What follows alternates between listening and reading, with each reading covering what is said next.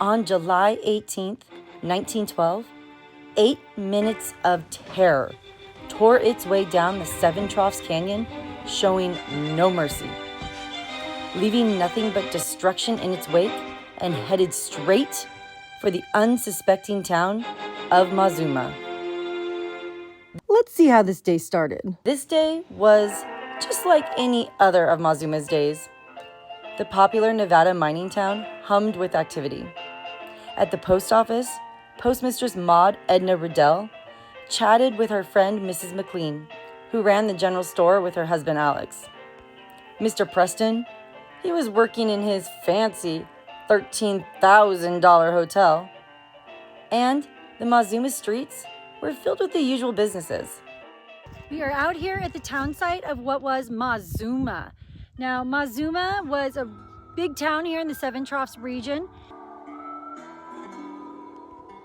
So I know it looks like there's not much left today, right? Because there's really nothing here. But at one time, this was Mazuma, the biggest town in the Seven Troughs region. And it was right here where we're standing. A town that had over 300 people, 2 hotels, 3 saloons, houses everywhere, a school. It had a post office, a telegraph office. It had everything you needed.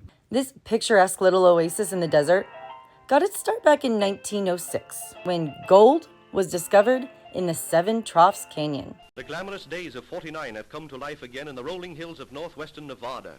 All the old-timers are stampeding to the new Klondike, where the first comers are setting up a tent town, one of those famous wide-open places.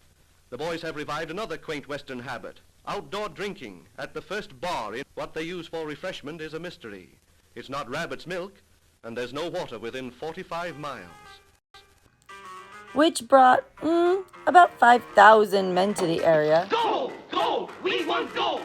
Men that were staking claims and laying down not 1, not 2, but 5 separate towns. First you had Vernon, then Farrell, Rosebud, Seven Troughs, and last but never least, Mazuma.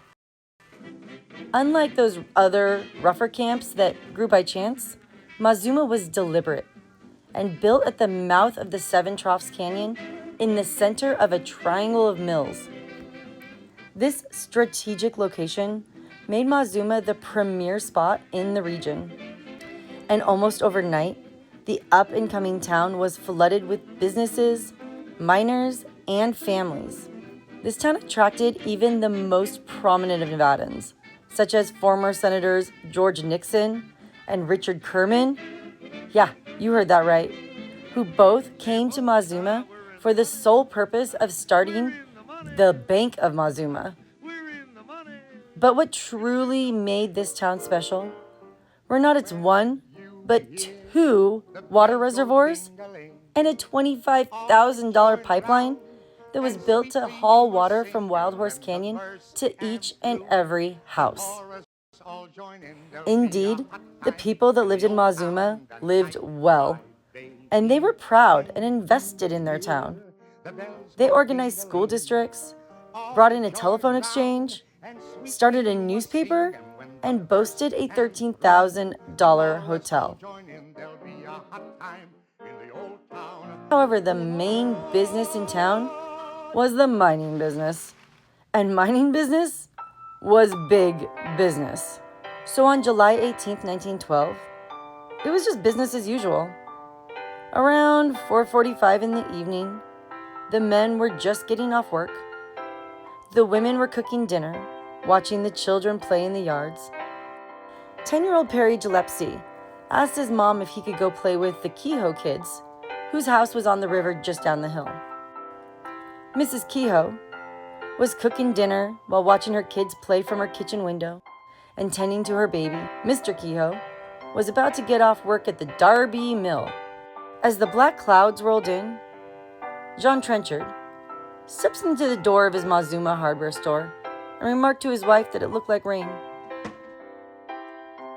But other than the dark rain clouds, everything about July 18th, 1912 was just business as usual.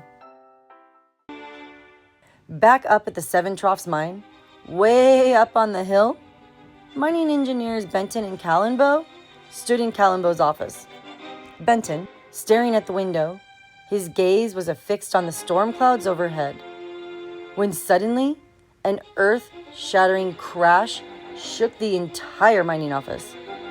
Mr. Callenbo rushed to the window to see what it could be. The two men watched as a sudden storm rolled over the canyon, lightning tearing across the sky. Then, without warning, a cloudburst, causing a roaring wall of water to surge through the canyon. Bennett's face drained of color. He turned to Callenbo. "My God," he shouted. "Mazuma!" Callenbo lunged for the telephone, desperate to warn the town, but he couldn't get through. In desperation, he phoned Vernon, the next town over. He shouted into the crackling receiver, but the storm drowned his words in static. The water is rising. We must have help. Now! Hello! The operator on the only side could hear one word: water. Today it is a ruin. Not soon after floods had swept down from the hills to smash the little town. It was this stream, swollen with rain, that became a raging torrent, and it was these boulders that were swept up to destroy shops, hotels, and homes. The awful speed with which the flood struck, and of the dreadful sound of the water, roaring and smashing its way through their homes. In one single night, the main street had become a wild, churning river. The first home hit was Mike Whalen's cabin.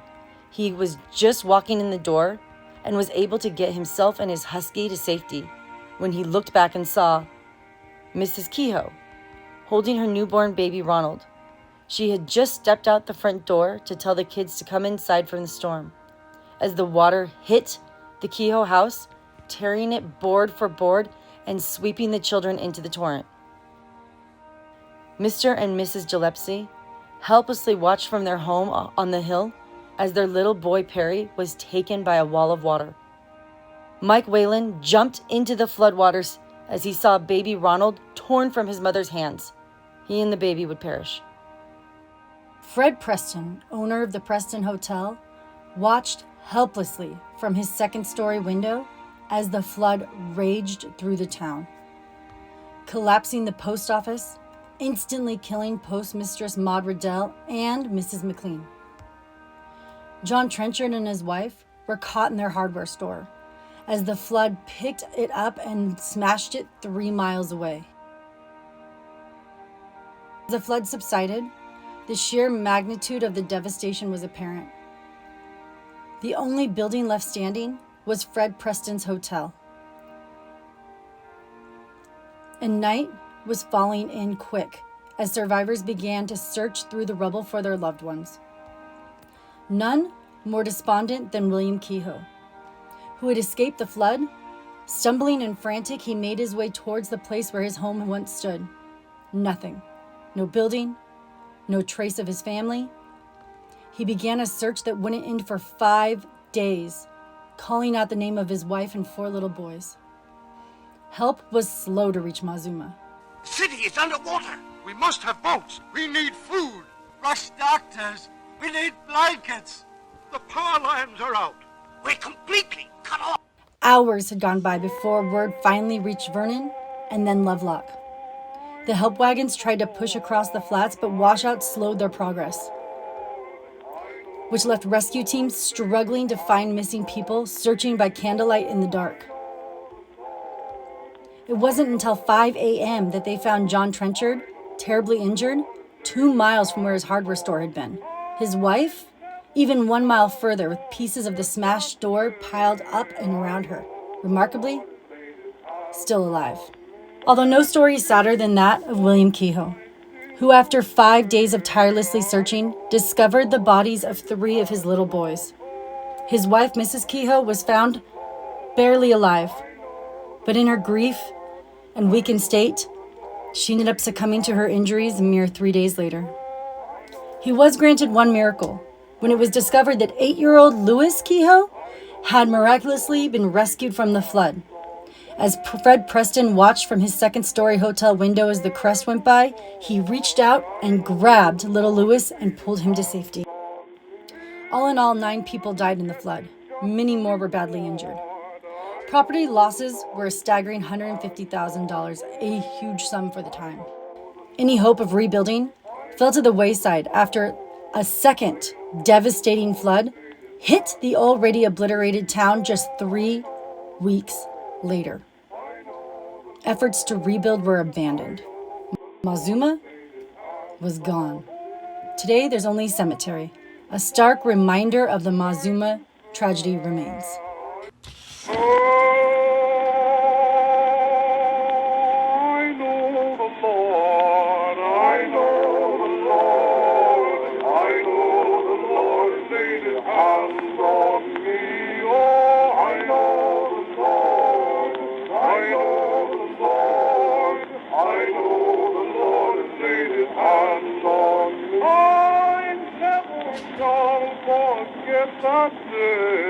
I know the Lord has laid his hand